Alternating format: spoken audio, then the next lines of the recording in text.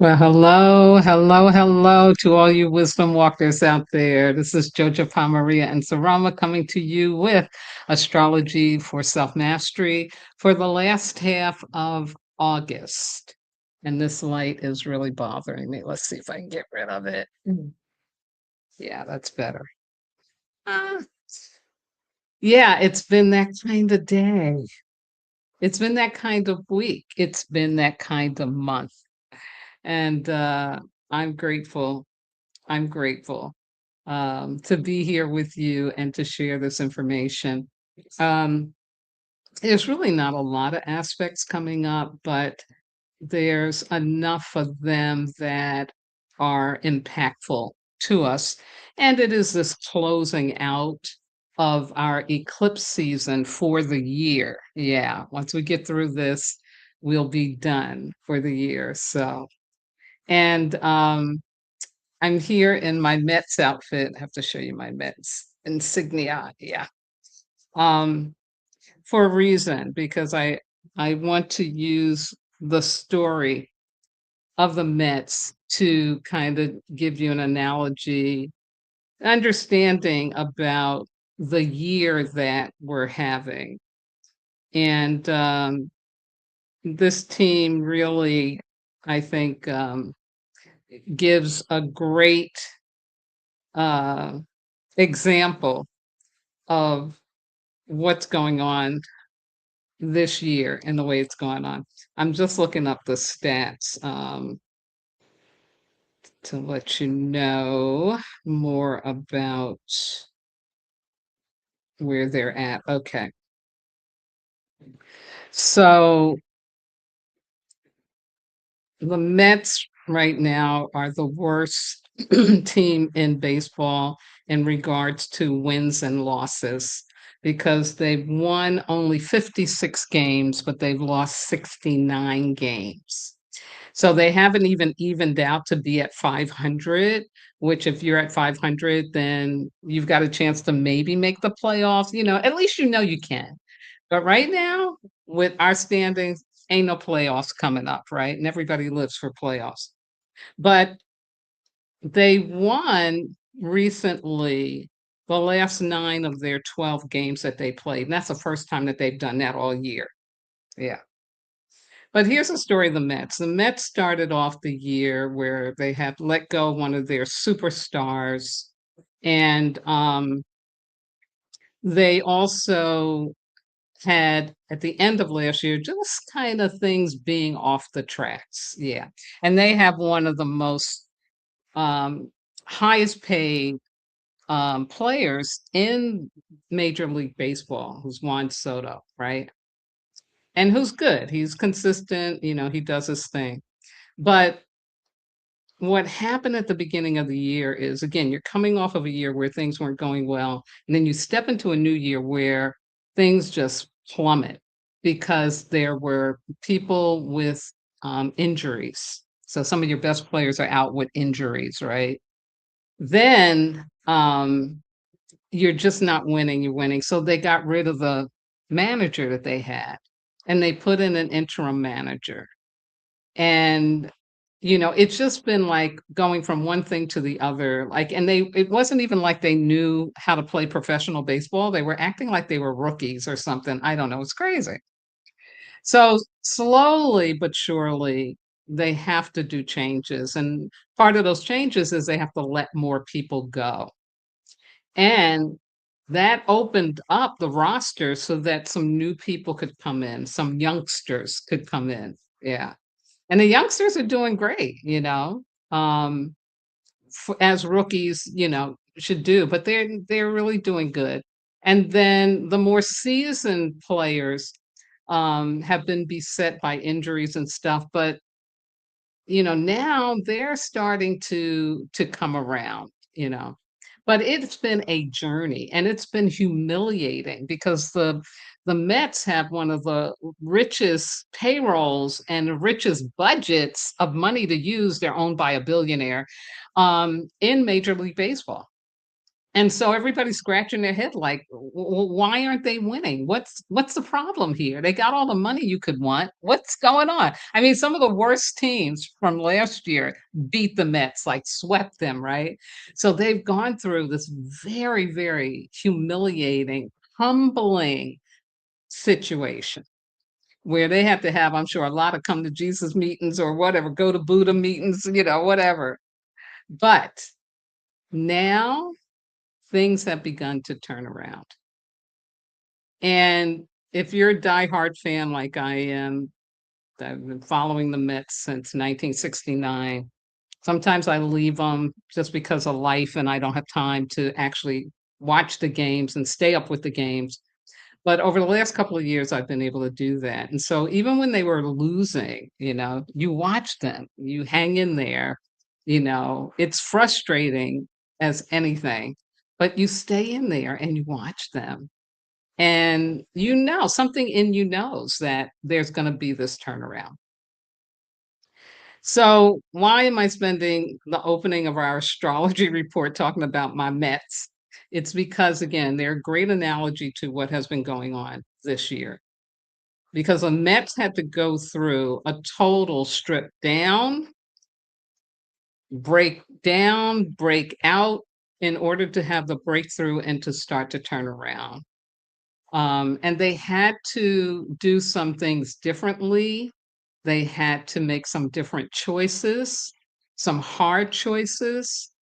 But in the end, now things are starting to really kind of come together. They're starting to be a team again. They're starting to play ball. And so that's what's going on for all of us in this water year, this fire horse year. We have been called to really, really let go of what's not serving us and what can no longer support this new journey that we're on. And so, especially for some reason this month, oh yeah, some reason because of the eclipse, yeah, also Chiron's in Taurus, right? But people have really been going through it. There has been, just a lot of do or die moments, being at the edge of the cliff and having to take a step, even though there's no bridge there, like in Raiders of the Lost Ark, The Last Crusade. Um, yeah, it's been really hard, but, but it has been humbling and it's opening us up to the new that is coming. So I just wanted to open up with that and say, hang in there, hang in there. Don't give up on yourself. Don't give up on your life.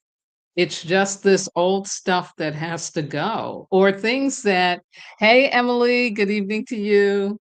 Even things that could work, but they need to go. Yeah. And that's in relationships and work and family members and things that we do on a daily basis. I have to let go of foods that I love, but I realize that they had to go. They had to go. It's ways in which I'm using my time. I have to shift up that.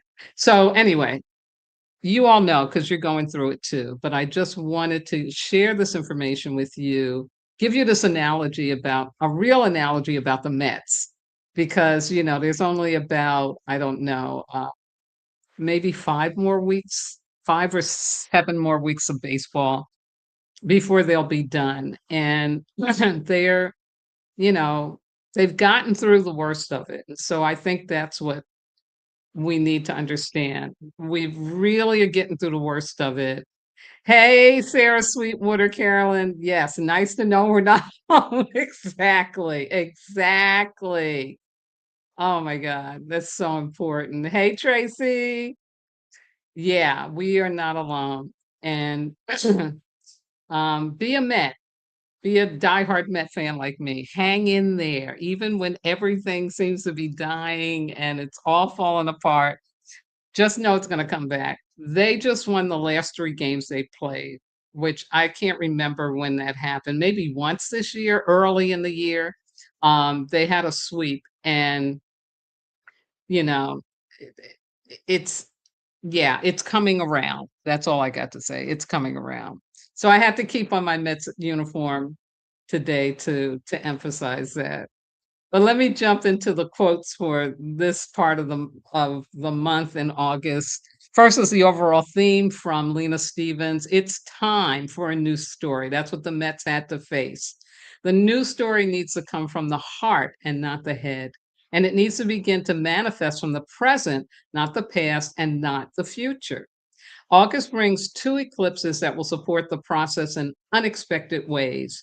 You may find yourself with some doors closing, urging you to take notice and to be proactive on where to go next. When one door closes, another will surely open, but it requires trust to step through the door into a new landscape that could become the foundation of that new story. Absolutely. And let me jump back here because Emily knows about another New York team. Yes, the Knicks. Exactly. Like this was the first time they won a championship. I think it's something like 52 years, and with one of the least likely professional players because he's short and, all of whatever. But yeah, again, this is the kind of stuff that's going on. Absolutely.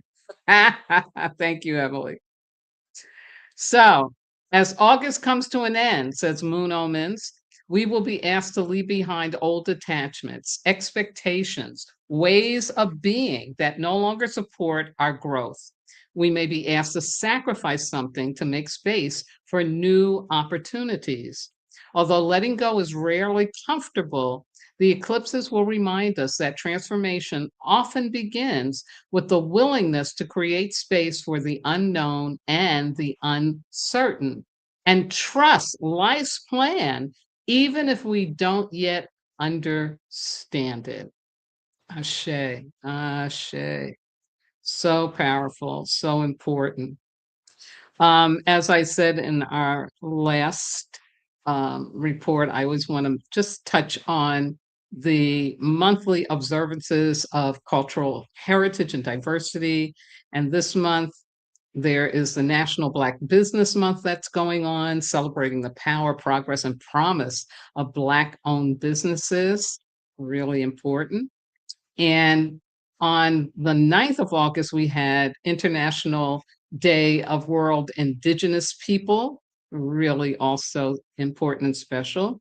And then coming up on August 23rd is the International Day for the Remembrance of the Slave Trade and its abolition. Yes, because the things we don't remember, we will repeat. Yeah, and there are still forms of slavery going on in the world today. We know that. And that's why it's so important that we don't forget, the inhumane things that people have gone through as a result of that. And after that, that's the other thing too. It's not like you get, okay, you're free, everything's sunshine and roses. No, you have to go through a whole nother very painful developmental process. So also, we are here at the end of Leo season. Next week, Virgo will step up, but right now we can be so grateful that Leo season has brought two powerful portal events, that Lionsgate on the 8th, which was its peak, and then that total solar eclipse on the 12th. Yeah, really, really powerful energy because, it's not every August that you get a total solar eclipse. With a new moon in Leo. So this was really very special and very powerful, as you all know. So impactful days for the last half of August. Tomorrow, the 17th and the 22nd, the 25th, the 27th and 28th, and the last day of the month, the 31st. Yeah. And that next eclipse will come in on the 27th. So let's not head back, let's move forward to tomorrow, August 17th, where we have three aspects showing up. We had a little break before this, but now we have 3 of them showing up. And the first one is Mercury in Leo trining Saturn retrograde in Aries. This flow aspect bridges bold, creative expression with practical discipline and long term strategy. It's a great day for making plans and taking the lead in our lives. Trust the decisions you make today as you use your natural charms to win everyone over. But use Saturn's disciplinary energy to stay true to yourself and your morals. I love this. To stay true to yourself. I think I really wanted to emphasize that. Avoid signing contracts, joining networks, and negotiating until you have all of the information and the right information. And then also we have a square energy. We have a few of those coming up. This first one is Mars in Cancer squaring Neptune retrograde in Aries. Mars wants to act. Neptune dissolves the map. When Mars squares Neptune, direction can feel blurred, energy may scatter, and we may struggle to tell whether what we want to do is realistic or whether we're picking up noise in the signal. Be patient and wait for the clarity that will come. Yeah. So again, you got a flow energy, but then you have the square, but still the message is in that, again, be cautious, be discerning, don't be rushing, have patience, be slow, steady, and sensible. Yeah. And then another flow energy that shows up tomorrow. This is Venus and Libra sextiling Jupiter in Leo. This loving aspect encourages collaboration, peace, and balance to achieve success. Whether you're making money or making love, it's better when you have the right partner by your side. Absolutely. So here's a little more message of Venus and Libra sextiling Jupiter in Leo. Venus and Libra will sextile Jupiter and Leo 3 times before the end of the year. It'll be tomorrow, August 17th, then again on November 4th when she will be retrograde, and November 28th after stationing direct again. This harmonious alignment of the two traditional benefits favors an atmosphere of warmth and generosity and a natural softening of the heart. This cycle of 3 sextiles will amplify your capacity to give and receive love with the right partner, pleasure, and appreciation. They will encourage us to be more open and show more of who we are to those around us, making it easier to connect with people and facilitate creative expression and collaboration. Yes, yes, yes. Wonderful. So then we get a little break this week, and we don't have another aspect showing up until the 21st, which is Friday. And this is when we do have an opposition. And this is Venus and Libra opposing Saturn retrograde in Aries. This moody aspect brings some summertime sadness as delays and limitations can affect your love life and financial situation. Take some alone time to sort out your feelings, or you could burn bridges. So again, another, admonishment for like just take it easy, take it easy. Yeah. And then the next day, Saturday the 22nd, oh, we get Virgo season showing up. Time to gather the harvest. Yes. From all of our hard work this year. So, happy birthday to the Virgo community, you Virgoans. With only a few weeks of summer left, it's time to plan for the future now that the sun has entered this resourceful earth sign. Virgo season is when we get back to work, school, or whatever space where we show up to create value and be productive. Holiday time is great, but let it stretch too long, and even the most devoted party lover will start craving something real, a return to structure, to progress, to doing something that actually matters. Although I think at my age, yeah, summertime, vacation time really matters all the time. Virgo season is that time of year when we reconnect with what gives us a sense of purpose. But I know how important it is, of course, to have structure and to have purpose. Yeah.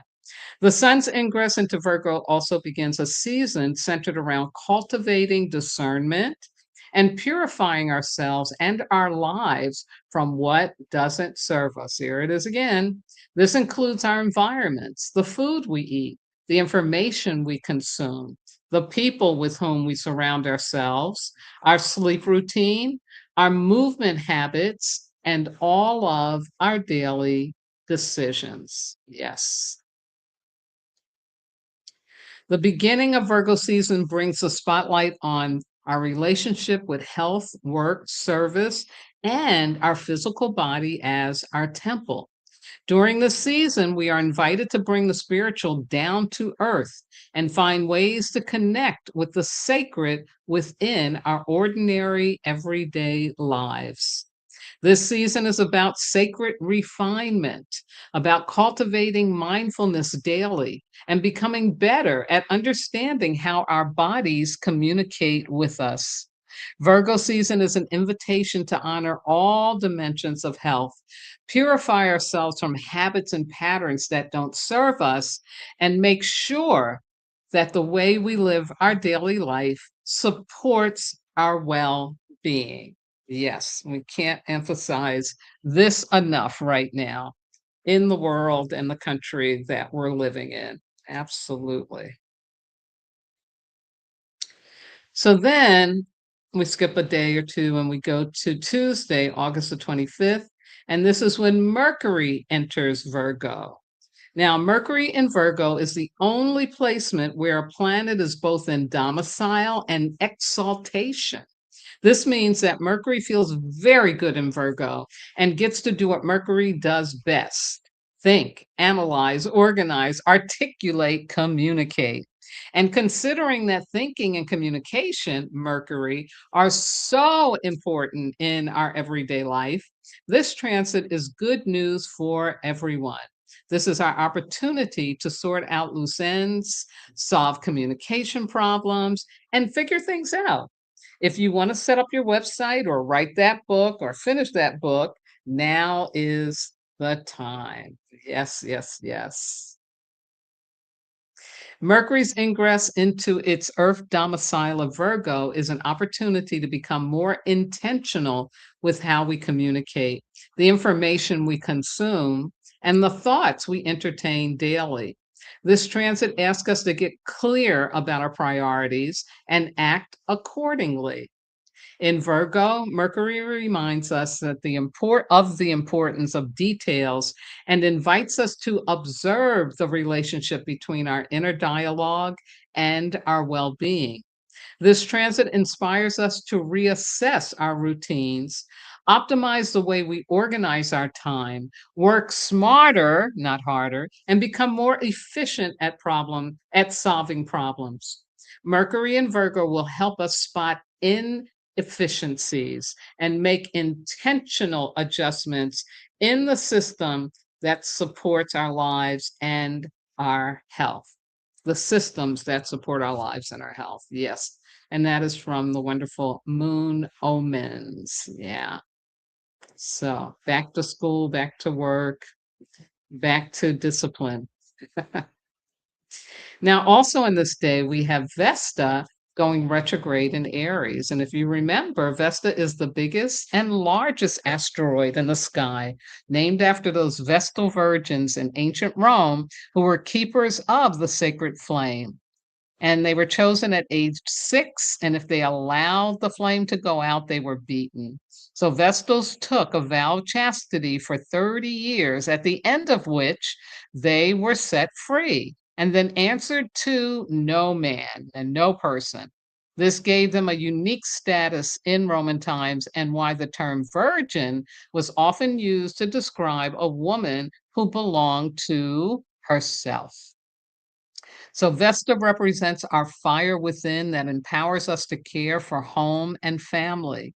This is a time to reconsider what you're willing to fight for. What causes or purposes deserve your sustained attention and energy? Are you burning yourself out in service to something that no longer aligns with your truth?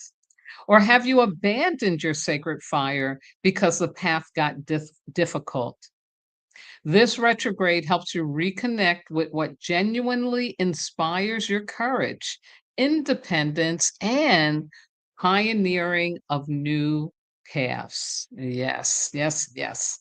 I always love Vesta energy. And this will be around for us until the end of November. Yes. And now we go to Thursday, the 27th, and of course, I must definitely give this a nice little drum roll because this is the day of our second and final eclipse. But first, we get this wonderful conjunction between the Sun and Mercury in Virgo. On August 27th, 2026, Mercury conjuncts the Sun at 4 degrees Virgo. This transit is like the full moon, or better said, the full Mercury of the current Mercury cycle, a culmination point, bringing deep insight and clarity. Mercury is the messenger of the gods, the deliverer of important messages, and the Sun is our life purpose. So, whenever the Sun conjuncts Mercury, we receive a message about who we are, what our purpose is. Mercury conjunct the Sun messages are always meaningful. And if a message keeps repeating, as often happens during Mercury transits, embrace it. Yes. Isn't that wonderful? Just delicious that that's on the eclipse day. Yeah. So more message. 2 days after Mercury returns to one of its home signs, Virgo, the Sun conjuncts Mercury. This is the full moon phase of our current Mercury cycle, the moment when an idea or project that began around July 12th, the Mercury cazimi, reaches a culmination or becomes fully visible. This can also bring a major shift in how we understand a situation. The missing piece clicks into place. The facts line up, and suddenly we can see what was right in front of us all along. Wow. Wow. Wow. Woo-hoo. I love that message. Isn't that just great? Yeah, especially for an eclipse day. So here we go. We have a full moon in Pisces and a partial lunar eclipse, marking the end of a long chapter and the beginning of something radically new. So when I was pulling this together, I realized, let me give a little bit more information and backstory about eclipses, and in particular, a partial lunar eclipse. So I will do that for you right now. Eclipse season, portals of change. Twice a year, eclipses revolutionize our inner and outer worlds. Eclipse season is a time of quick and unexpected changes, filled with unforeseen opportunities for transformation, quantum leaps, and breakthroughs like the Mets are having. By increasing pressure and discomfort, eclipses push us to grow faster than we normally would, release something that no longer serves us, upgrade our lives, and embody a new level of awareness.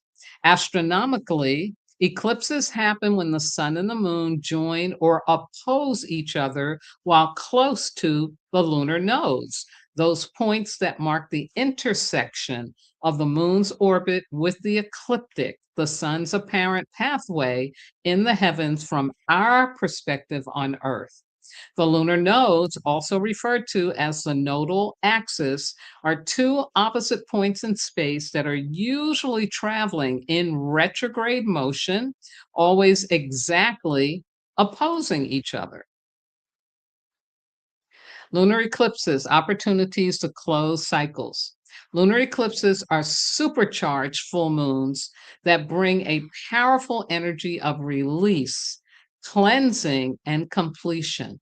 These are potent opportunities to close cycles, make radical changes in our lives, and release our attachment to something that holds us back and keeps us stagnant. During a lunar eclipse, the moon is partially or totally covered by the Earth's shadow. This lunar eclipse coming up is partial, which is less intense than a total one. The moon won't be completely covered as the alignment between the luminaries and the nodal axis is too tight. Yeah. And you can see in this little diagram here what the lunar nodes, would look like if you could see them in relation to these heavenly bodies. Yeah.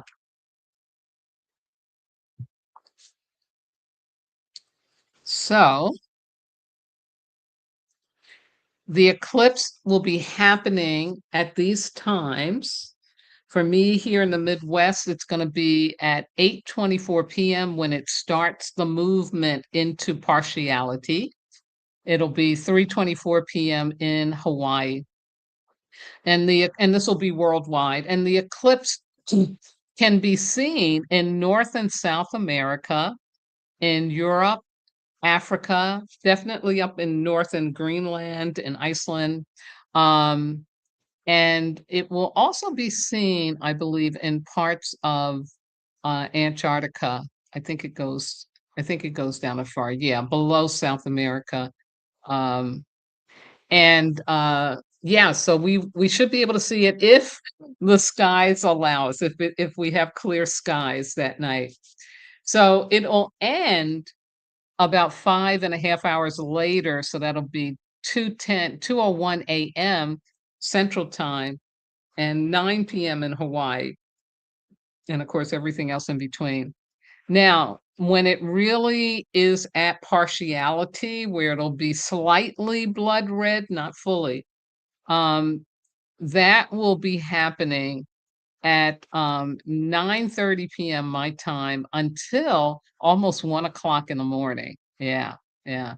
In Hawaii, it'll be 4:30 to about 8 o'clock p.m. And of course, on the East Coast, it'll start at 10:30 p.m. and go until almost 2 a.m. Yeah. So it's kind of spread out longer than I thought it might be. So you know what that means. Yeah. Yeah, that portal is gonna be open for a minute. Yeah, it's gonna be bringing some important energies for us. So, let me break it down for you. And also, if you wanna get more information about this, and I'll leave the link in, the description box below the video tomorrow, but the website is called timeanddate.com. And it's all spelled out, timeanddate.com. And you just click on where it says eclipses to give you more information. So let me break this down. This full moon in Pisces and partial lunar eclipse. The full moon lunar eclipse in Pisces occurring at the end of the month is a potent gateway of completion and closure that has the potential to bring very significant changes into our lives, marking the end of a long chapter and the beginning of something radically new. This is the final eclipse in Pisces for this cycle, and we won't have another one in this sign until 20, I think it's 44. I don't think it's 34. I think it's 44. For the mutable signs of Gemini, Virgo, Sagittarius, and Pisces, this transformative lunation and eclipse in Pisces offers them opportunities to let go of what no longer serves them, make space for new beginnings, and realign with their true path. For the collective, this eclipse may bring emotional release, vivid dreams, psychic downloads, or a sense of completion around a spiritual or creative journey. Love it. Let the tears flow if they come. Pisces eclipses cleanse the soul. Yeah. Pisces lunar eclipses are among the most spiritually significant events in astrology. They illuminate themes of faith, surrender, intuition, artistic expression, compassion, and the places where you need to release control and trust the flow of life. On the Pisces Virgo axis, because the sun is in Virgo, you're asked to balance practical everyday reality with spiritual devotion and creative dreams. This is a lunar eclipse, a full moon. So it brings something to a culmination. And because it's a North Node eclipse, this is not simply about closing an old chapter. It's about being pulled toward a future we haven't mapped out yet. Things might happen unexpectedly and unexpectedly fast. This lunar eclipse is not a time for letting go ceremonies. A North Node eclipse wants us to say yes to something, a message, a development, a possibility, even if we haven't figured out the details yet. This eclipse is volatile, surprising, liberating, and once the information lands, it's impossible to unknow. Just sit with that for a moment. Pretty powerful there. Yeah.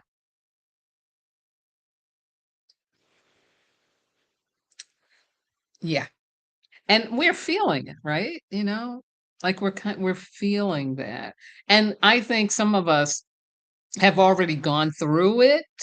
So this is going to be just kind of like a validating energy, maybe some more clarity flowing in for you. But I know there are those of you that, yeah, you've been through it. And others of you, like I said, be a met. Hang in there. Don't give up on yourself. Don't release yourself. Just release what doesn't serve you. So here's some of the aspects happening with this partial lunar eclipse. The sun in Virgo and the moon in Pisces will square Uranus in Gemini.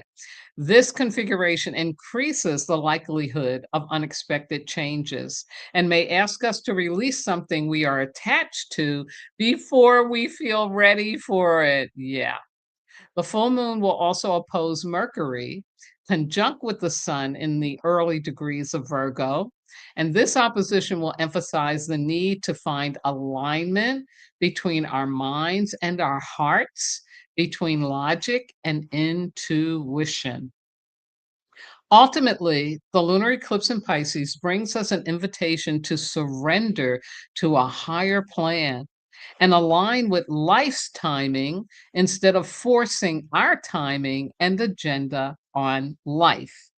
And as those of you who work with me one on one, I'm always saying throw out the clock. Yeah, gotta really be in tune with a greater order and direction. This eclipse reminds us to trust in the natural unfolding of events and encourages us to allow ourselves to be guided by our intuition. Yeah, way cool. Now, what you're looking at here, if you've never seen it, because when I found this picture, this was the first time I'd really seen it close up. This is a sturgeon, and this is the name bearer for this August moon. It is a sturgeon moon. And yeah, this looks like a little sea monster. They do grow very big, and they're often called living fossils. So let me share with you about the sturgeon and the spiritual meaning of this beautiful fish. So the name Sturgeon Moon comes from the giant lake sturgeon of the Great Lakes and Lake Champlain. This native freshwater fish was readily caught during the part of the summer and an important food staple during this part of summer, excuse me, and an important food staple for the Native Americans who lived in the region. These prehistoric looking fish have been traced back to around 136 million years ago, and many people call them living fossils. Sturgeon can live to 150 years, and the largest sturgeon on record was a massive 23 feet long. The word sturgeon means stirrer because they tend to spend their time at the bottom of the lake, stirring up the mud looking for food. In August, they rise from the deep dark towards the surface. As the ancient sturgeon rises, so can older parts of ourselves. These parts may have been hidden for a long time. Now is the time to catch those fish and to face the deeply held feelings, bound up emotions, and old memories that we might not even realize are having an impact on our day to day lives. So often we hold parts of ourselves at bay, thinking them to be terrifying beasts, too big for us to hold, unmanageable.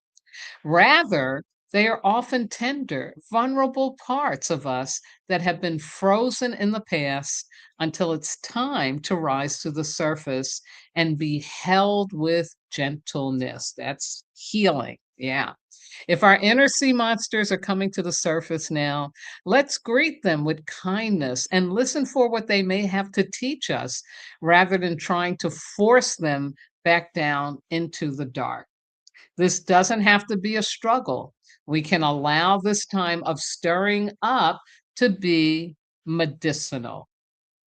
And as you see in the infograph there, the energy of the Sturgeon Moon is about resilience, power, strength, release, breakthrough, gratitude, and flourishing. Yeah, absolutely.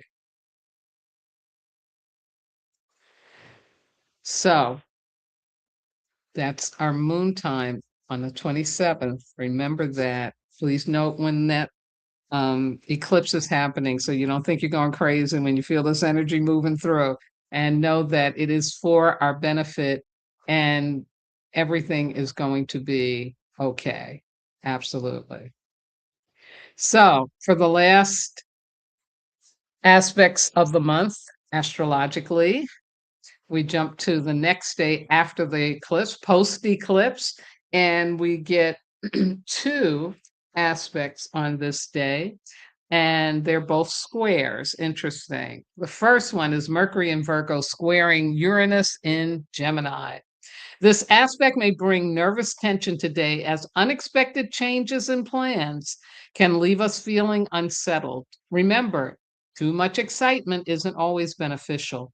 Consider staying home, as too much socializing could be overwhelming, and especially after that eclipse energy.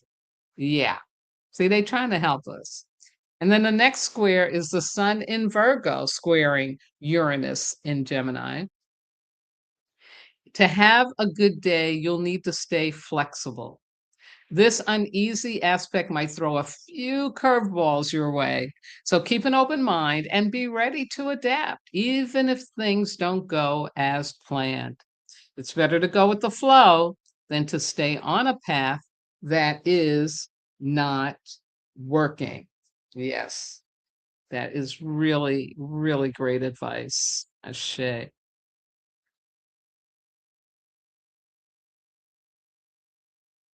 And so there you have it. That is our astrology for the end of August. And before I let you go, oh, wait. Oh, my goodness. Please forgive me. I can't even read my own handwriting. We have one more aspect, and it's a flow energy. It is very lovely. It's on Monday the 31st. It was hanging out there trying to hide from me. And it is Jupiter in Leo trining Saturn retrograde in Aries. This is one of the most constructive transits of the month, and dare I say, of the year. When Jupiter and Saturn, the two architects of the social world, agree on something, the rest is logistics. This is one of those rare times when vision and reality simply collect. Woohoo! How cool is that? A little more information says on August 31st, 2026, Jupiter at 13 degrees Leo trine Saturn at 13 degrees Aries. This is one of the most constructive transits of the month and, dare I say, of the year. When Jupiter and Saturn, the two architects of the social world, agree on something, the rest is logistics. This is one of those rare times when vision and reality simply click.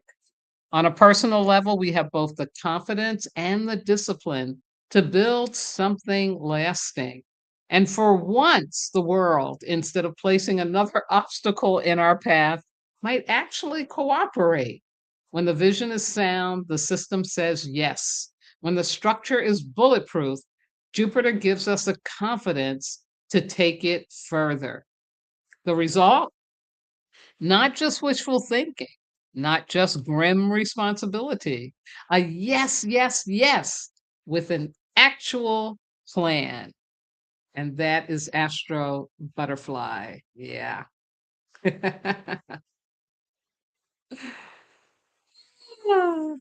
So I just look, there are no more aspects. So I want to share some comments coming in. The eclipse is on my calendar, birthday 9/2. Oh, I know, because she, what's the name? She meant to say sometimes she has problems with the typing. So it's on the 7th, on the 27th.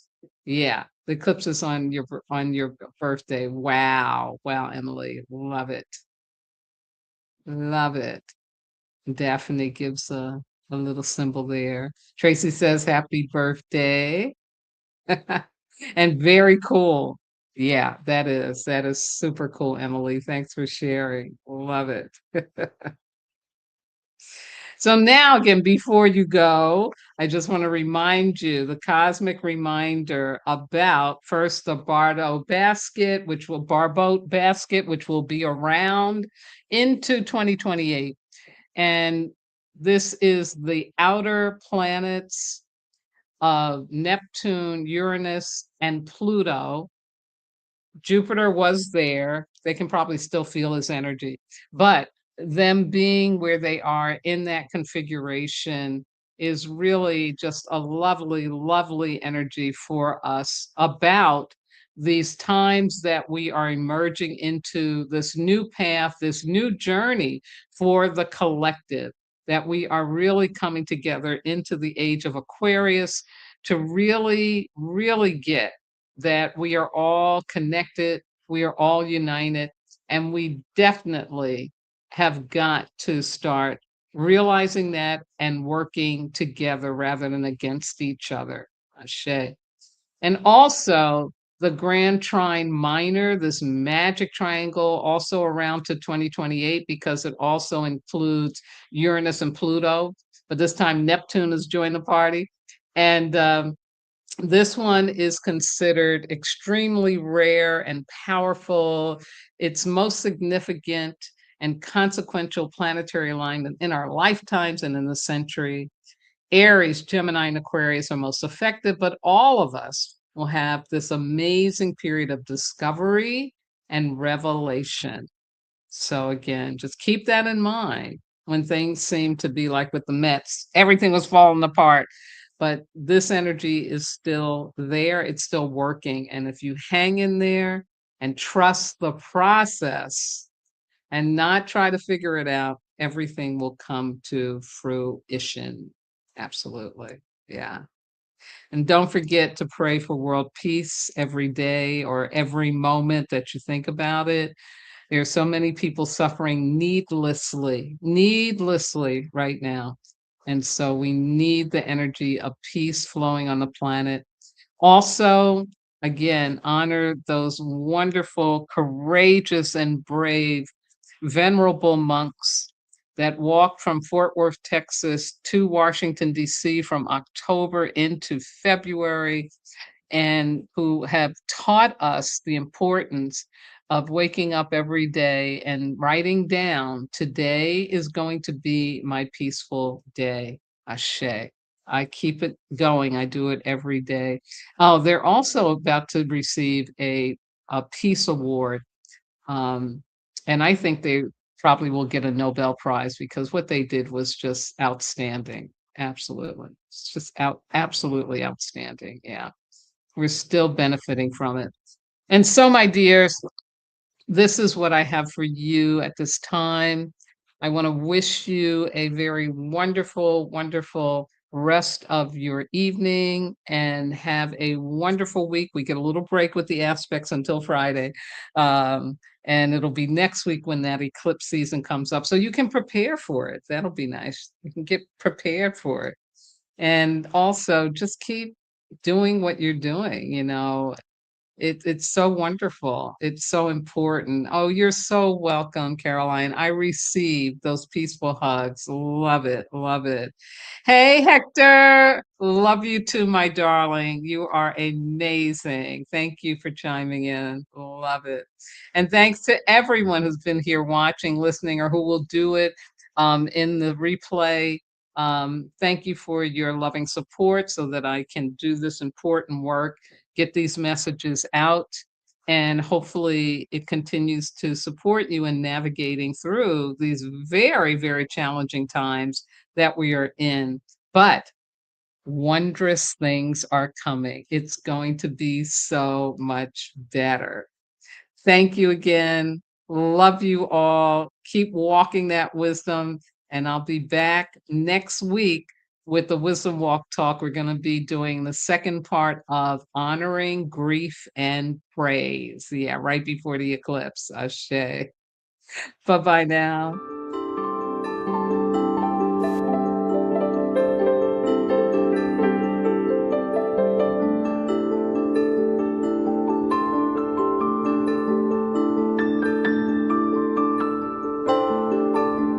Thank you, Daphne.